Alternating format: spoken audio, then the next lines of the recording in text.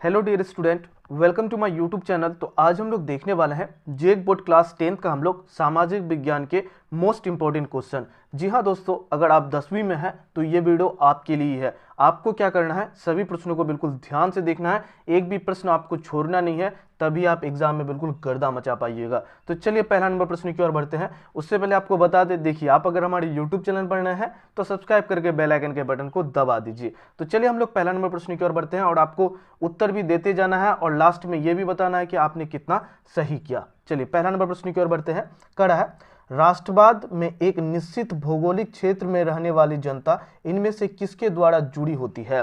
तो ऑप्शन है इसका समान संस्कृति, उसके बाद ऑप्शन नंबर बी है इसका समान इतिहास, उसके बाद ऑप्शन नंबर सी है भाषा और लोक परंपरा, और ऑप्शन नंबर डी है इनमें से सभी। तो क्या होगा बच्चों? तो इसका जो सही उत्तर होगा वो जाएगा ऑप्शन नंबर डी हो जाएगा, इनमें से सभी हो जाएगा। चलिए याद कर लीजिए आप लोग। दूसरा नंबर प्रश्न की ओर बढ़ते हैं हम लोग। चलिए सभी प्रश्नों को आपको ध्यान से देखना है और याद करते चलना है। दूसरा नंबर प्रश्न में कड़ा है, सरदार वल्लभ भाई पटेल ने किस आंदोलन का नेतृत्व किया था? तो ऑप्शन है इसका खेरा आंदोलन, उसके बाद ऑप्शन नंबर बी है आपका बरदोली आंदोलन, ऑप्शन नंबर सी है चंपारण आंदोलन, और ऑप्शन नंबर डी है व्यक्तिगत सत्याग्रह आंदोलन। तो इसका जो सही उत्तर होगा वो जाएगा ऑप्शन नंबर बी हो जाएगा, बरदोली आंदोलन। ऑप्शन नंबर बी जो है इसका बिल्कुल सही उत्तर है।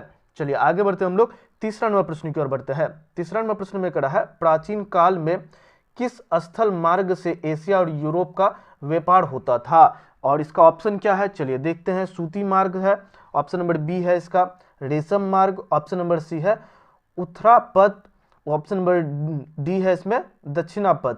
तो इसका जो सही उत्तर होगा, तीसरा का जो सही उत्तर होगा वो जाएगा ऑप्शन नंबर बी हो जाएगा, रेशम मार्ग से। किससे? रेशम मार्ग से प्राचीन काल में जो है एशिया और यूरोप का व्यापार होता था। चलिए आगे बढ़ते हम लोग 4 नंबर प्रश्न की ओर। सभी प्रश्नों को बिल्कुल याद करते चलिए और जिसका आपको उत्तर पता हो उसका आंसर आपको कमेंट पर देते जाना है। चलिए 4 नंबर प्रश्न की ओर बढ़ते हैं। कड़ा महात्मा गांधी दक्षिण अफ्रीका से भारत कब लौटे? महात्मा गांधी जो है दक्षिण अफ्रीका से भारत कब लौटे? ऑप्शन नंबर ए है आपका जनवरी 1915, ऑप्शन नंबर बी है आपका अगस्त 1921, ऑप्शन नंबर डी है मार्च 1930, और ऑप्शन नंबर सी है मार्च 1930, और ऑप्शन नंबर डी है जनवरी 1950। तो इसका जो सही उत्तर होगा 4 का, फटाफट से कमेंट कर दीजिए 4 का जो सही उत्तर होगा। चलिए हम बता देते हैं, ऑप्शन नंबर ए है, ए जो है इसका बिल्कुल सही उत्तर हो जाएगा, जनवरी 1915 में आए थे। चलिए आगे बढ़ते हम लोग 5 नंबर प्रश्न की ओर। बिल्कुल सभी प्रश्नों को समझते चलना है, तभी आप एग्जाम में बिल्कुल गर्दा मचा पाइएगा। चलिए 5 नंबर प्रश्न में खड़ा है, सरकार द्वारा अवरोधों अथवा प्रतिबंध को हटाने की प्रक्रिया को क्या कहलाता है? सरकार के द्वारा जो है प्रतिबंध को हटाने की प्रक्रिया को क्या कहते हैं? तो ऑप्शन नंबर ए है आपका वैश्वीकरण, ऑप्शन नंबर बी है निजीकरण या उदारीकरण, और ऑप्शन नंबर डी है राष्ट्रवाद। तो इसका आंसर क्या होगा कमेंट पर जरूर बताइए, उसके बाद तो हम आंसर बताएंगे ही। तो देखिए 5 नंबर प्रश्न का जो सही उत्तर होगा वो जाएगा ऑप्शन नंबर बी उदारीकरण, ऑप्शन नंबर सी उदारीकरण। चलिए आगे बढ़ते हम लोग 6 नंबर प्रश्न की ओर।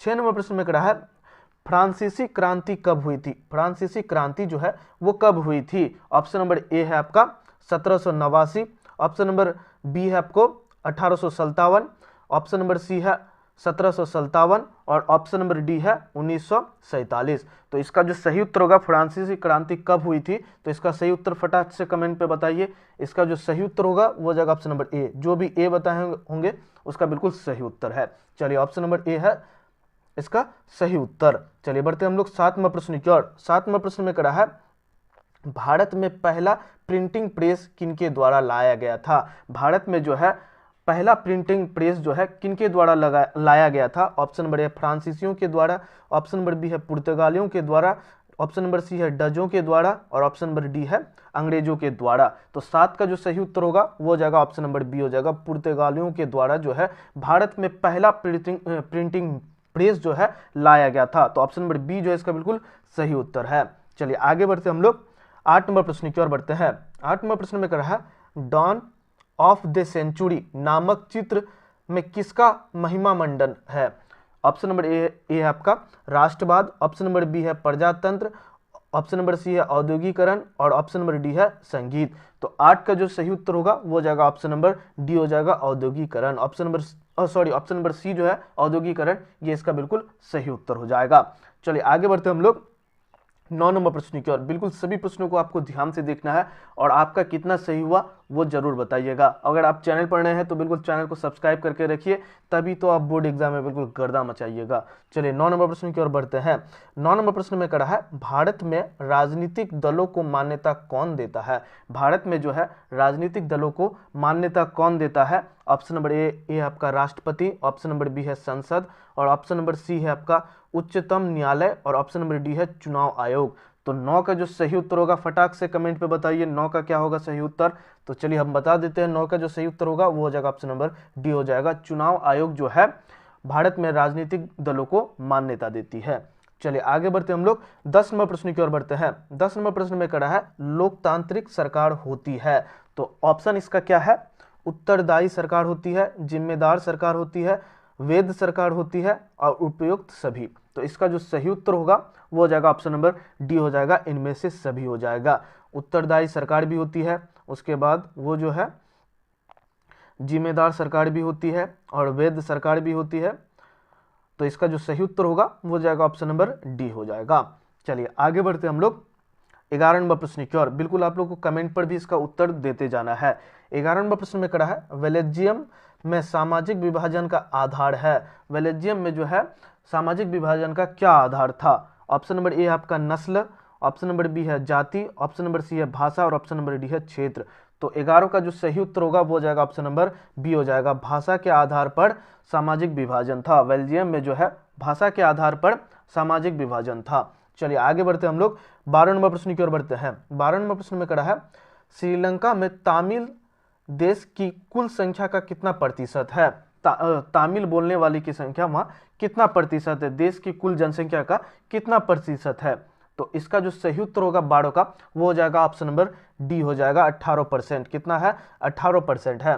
चलिए आगे बढ़ते हम लोग 13 नंबर प्रश्न की ओर बढ़ते हैं। 13 नंबर प्रश्न में कहा है राज्य की विधानसभा में महिलाओं का प्रतिनिधित्व कितना है? राज्य की विधानसभा में जो है महिलाओं का प्रतिनिधित्व कितना है? तो 13 का जो सही उत्तर होगा वो हो जाएगा ऑप्शन नंबर बी हो जाएगा 5% से भी कम। राज्य की विधानसभा में महिलाओं का प्रतिनिधित्व कितना है? तो 5% से भी कम है। चलिए आगे बढ़ते हम लोग 14 नंबर प्रश्न की ओर बढ़ते हैं। 14 नंबर प्रश्न में कहा है अमेरिका के सामाजिक विभाजन का क्या कारण था? अमेरिका के सामाजिक विभाजन का जो है क्या कारण था? ऑप्शन नंबर ए आपका अमीर और गरीबी, और ऑप्शन नंबर बी है आधुनिक और रूढ़िवाद, ऑप्शन नंबर सी है श्वेत और अश्वेत, और ऑप्शन नंबर डी है इनमें से कोई नहीं।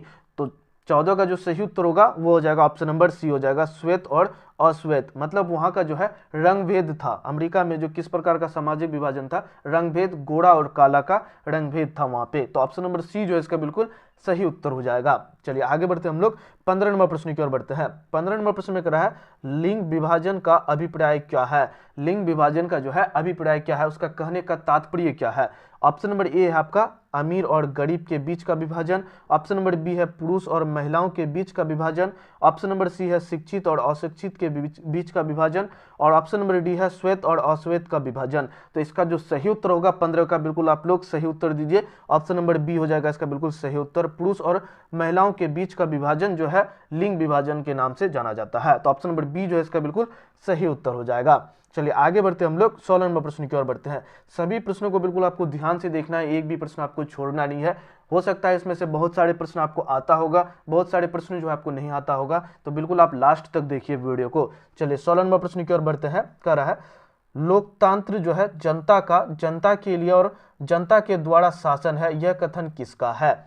तो यह कथन जो है 16 का जो सही उत्तर होगा वो हो जाएगा ऑप्शन नंबर बी हो जाएगा, अब्राहम लिंकन का कथन है। किसका है? अब्राहम लिंकन का जो कथन है, क्या कहे थे? लोकतंत्र जनता के लिए और जनता के द्वारा शासन है। तो ऑप्शन नंबर बी जो है इसका बिल्कुल सही उत्तर हो जाएगा। चलिए आगे बढ़ते हम लोग 17 नंबर प्रश्न की ओर बढ़ते हैं। 17 नंबर प्रश्न में कहा है मान लीजिए कि एक देश में 4 परिवार है। मानना कि एक देश में 4 परिवार है, इन परिवारों की प्रति व्यक्ति आय जो है वो लगभग कितना है? 5,000 रुपया है। अगर 3 परिवार की क्रमशः आय जो है वो 4,000, 7,000 और 3,000 रुपया है, तो चौथे परिवार की आय क्या होगी? तो देखिए 4 परिवार का कितना है? तो 4 परिवार का प्रति व्यक्ति आय मतलब औसत कितना है? वो है 5,000। तो 5000, 4 गुना 5000 हो जाएगा आपका 20,000। कितना हो गया? 20,000। 20,000 जो है ये चारों परिवार का कुल आय है, और जिसमें से मेरे पास जो है, हम लोग के पास कितना 3 परिवार का डाटा दिया गया है, वो कितना है 4,000 प्लस 7,000 प्लस 3,000, तो इसको जोड़िएगा तो आएगा आपका 14,000। कितना आएगा? 14,000। लेकिन हम टोटल चारों परिवार का कितना दिया है?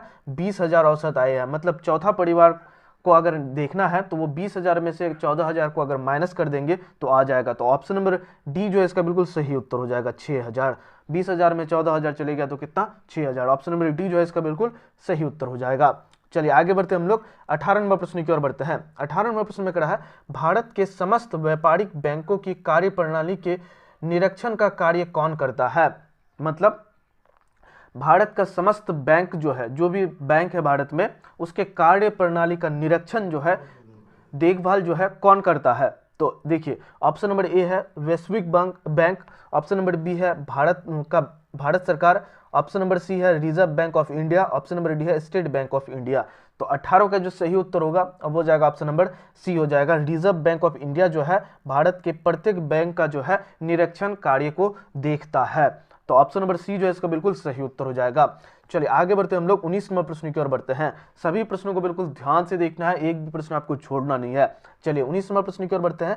19 नंबर प्रश्न में कहा है, घरेलू अर्थव्यवस्था और विश्व अर्थव्यवस्था को जोड़ना कहलाता है।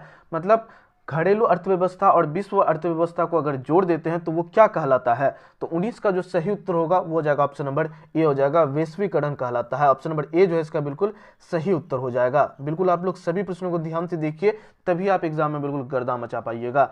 चलिए आगे बढ़ते हम लोग 20 नंबर प्रश्न की ओर बढ़ते हैं। 20 नंबर प्रश्न में कहा है, रोजगार गारंटी अधिनियम कब लागू किया गया? रोजगार गारंटी अधिनियम जो है वो कब लागू किया गया? तो 20 का जो सही उत्तर होगा वो हो जाएगा ऑप्शन नंबर ए हो जाएगा, 2005 में जो है रोजगार अधिनियम एक्ट लागू किया गया।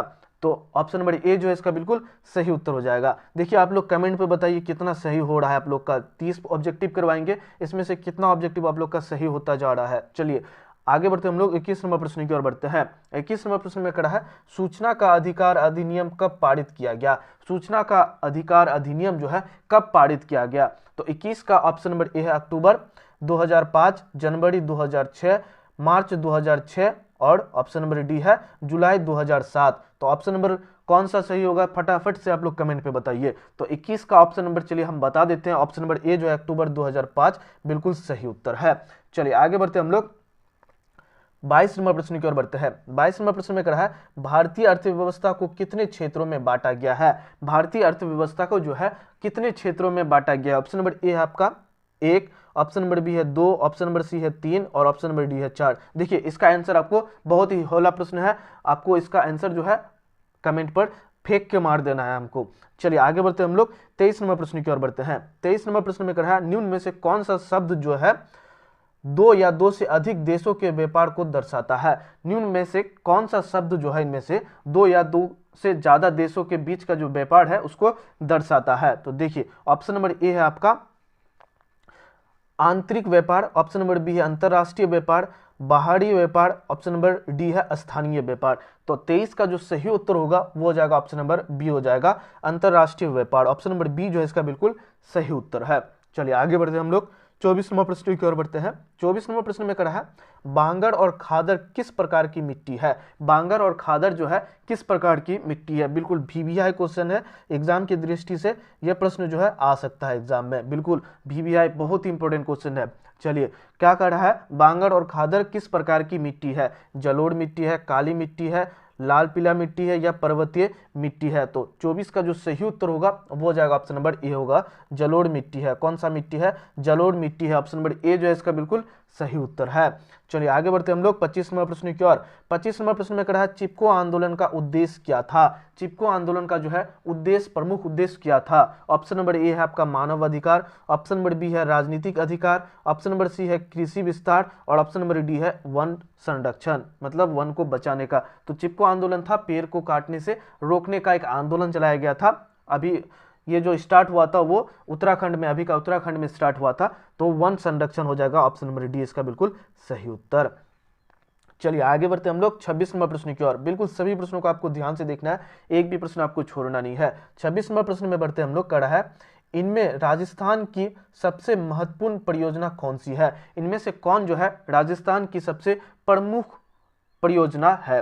तो ऑप्शन नंबर ए है चंबल, ऑप्शन नंबर बी है आपका Bhakra Nangal Nagarjuna, option number D है इंदिरा गांधी नहर। तो 26 का जो सही उत्तर होगा वो हो जाएगा option number D, Indira Gandhi नहर जो है राजस्थान की एक प्रमुख परियोजना है।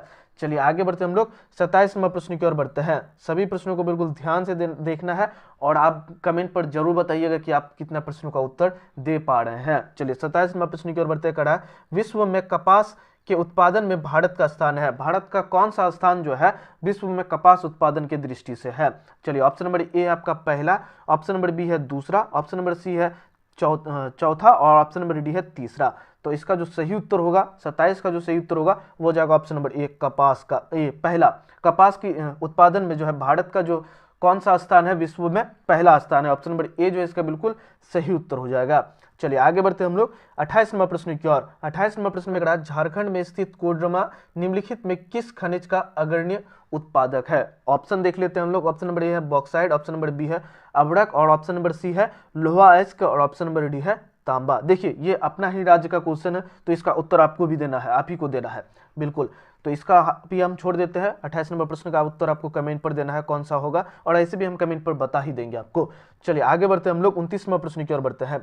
29 नंबर प्रश्न में कह रहा है, निम्न में से कौन सा उद्योग बॉक्साइट को कच्चे माल के रूप में प्रयोग करता है? निम्नलिखित में कौन सा उद्योग जो है बॉक्साइट को कच्चे माल के रूप में प्रयोग करता है? तो याद रखिएगा एल्युमिनियम, ऑप्शन नंबर ए जो है इसका बिल्कुल सही उत्तर हो जाएगा। चलिए आगे बढ़ते हम लोग 30 नंबर प्रश्न की ओर बढ़ते हैं। 30 नंबर प्रश्न में कह रहा है, निम्न में से परिवहन के प्रकार कौन कौन से हैं? निम्न में से कौन कौन से जो हैं परिवहन के प्रकार हैं? तो स्थल परिवहन भी होता है और वायु परिवहन भी होता है और जल परिवहन भी होता है। तो इसका जो सही उत्तर होगा वो हो जाएगा ऑप्शन नंबर डी, उपयुक्त सभी हो जाएगा। ऑप्शन नंबर डी जो है इसका बिल्कुल सही उत्तर हो जाएगा। तो ये 30 प्रश्नों में से आपने कितने प्रश्न का उत्तर दिया कमेंट पर जरूर बताइएगा। 30 में से आपका कितना सही हुआ है वो कमेंट पर जरूर बताइएगा, तभी तो देखेंगे कि आप लोग कितना पढ़ते हैं। और भी हम सब्जेक्ट का करवाएंगे तो बिल्कुल आप हमारे साथ जुड़ के रहिए, और भी हम एसएसटी का इंपॉर्टेंट क्वेश्चन लेके आएंगे और आप एग्जाम में बिल्कुल गर्दा मचा देंगे। तो फिर मिलता है नेक्स्ट वीडियो में, तब तक के लिए इतना ही। जय हिंद।